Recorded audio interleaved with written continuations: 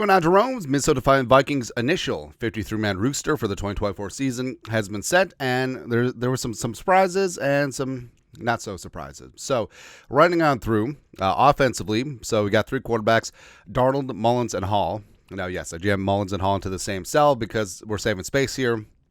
In this economy, we do what we do. Notably, the Vikings only have two running backs on the 53 right now, so probably adding a body at some point, or they'll do that whole thing is like, hey, after week one, we'll sign a player so that we don't have to guarantee their contract for the full season. It just goes week to week.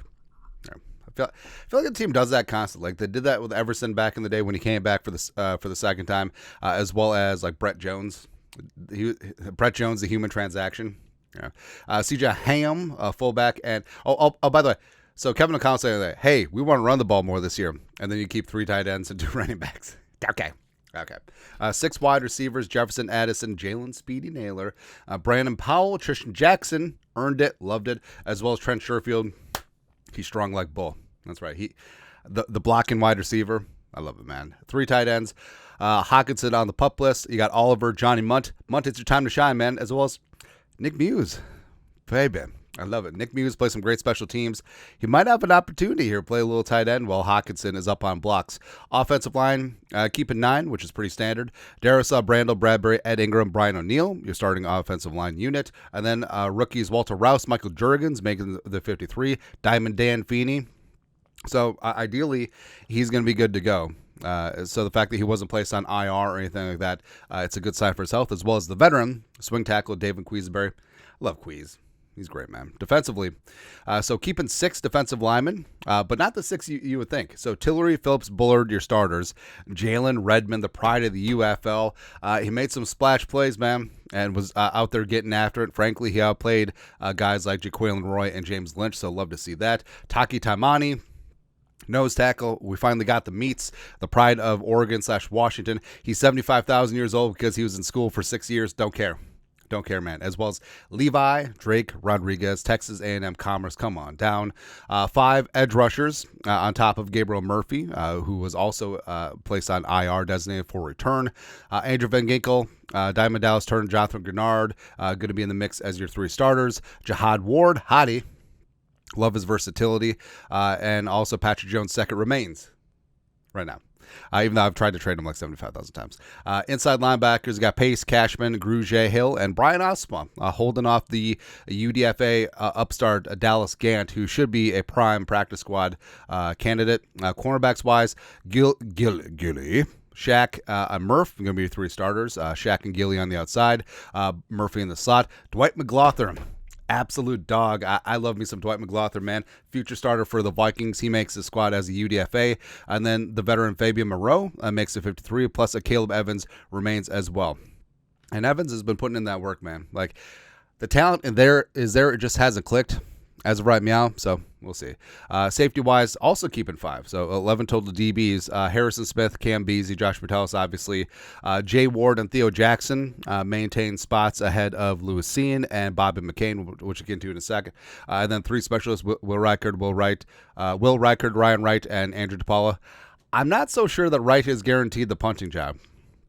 I think once waivers go through, I think something may be a little bit surprising. Anyways, list of the wave players. So, wave/cup players. Note, Malik Knowles was placed on waivers with injury designation. So once he clears waivers, he'll revert to Vikings season-ending IR. Also, linebacker Jordan Kunazik, as a vested veteran, was just placed on injured reserve as well. So his season is done. A couple surprises. So King Kene,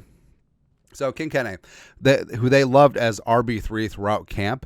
I thought he was looking good to go. I thought that his pass blocking, it didn't look great in games, but it did look solid in training camp. But also, I mean, with the new revised kick return rules, so maybe it was just wrong of us because we had assumed that, hey, Coach Hat had plans for him because Coach Hat said so.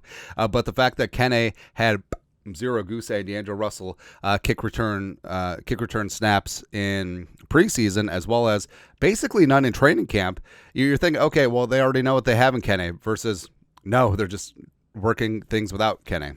Now, in terms of the 53, Obviously, practice squad guys could be called up to return kicks too, and Kene may just end up on the Vikings practice squad, which, rolling the dice trying to get him through waivers, that's fine.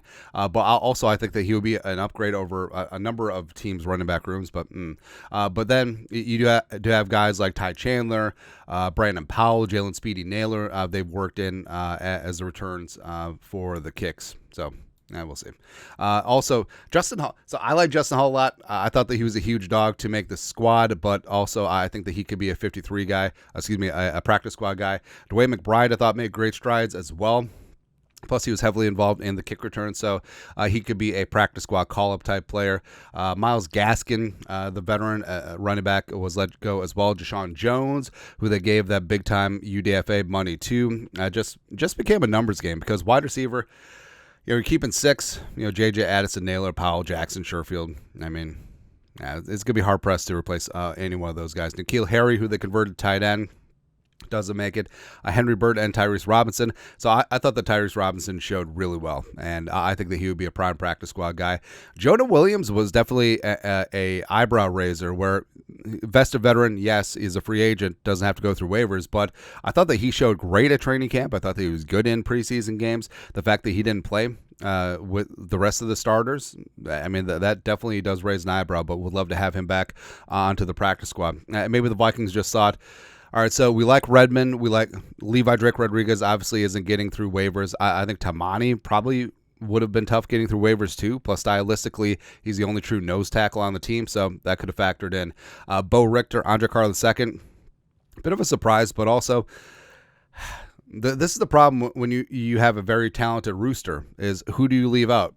So if you rostered Dallas Gant, Bo Richter or Andre Carr II, I mean, do you leave out Hottie Ward? Flores ain't going to let that fly. No, Flores loves Ward. And also, I mean, Dallas Gant should be a solid practice squad player. Bobby McCain would love to have back on the practice squad. Same thing with veteran Duke Shelley. I thought that Shelley and Fabian Moreau were basically going for one 53-man spot, but I also would love to have the Duke back on practice squad. And there's a bunch of names flying out there that, Jaquelin Roy didn't quite work out. Also wasn't able to trade him. Lewis Seen is also the main one too. The Vikings, I mean, just didn't work out. Right? The Vikings have to eat around $7 million dead. Now there is offset language in his contract, so if and when he does sign somewhere else, whether on their 53 or practice squad, that will offset versus what the Vikings owe Lewis Seen. So altogether, like if he's fully employed in the NFL over the next 2 years, it would still cost the Vikings around $5 million in dead cap, but just sort of is what it is. And all that being said, maybe they bring it back to the practice squad. I don't know.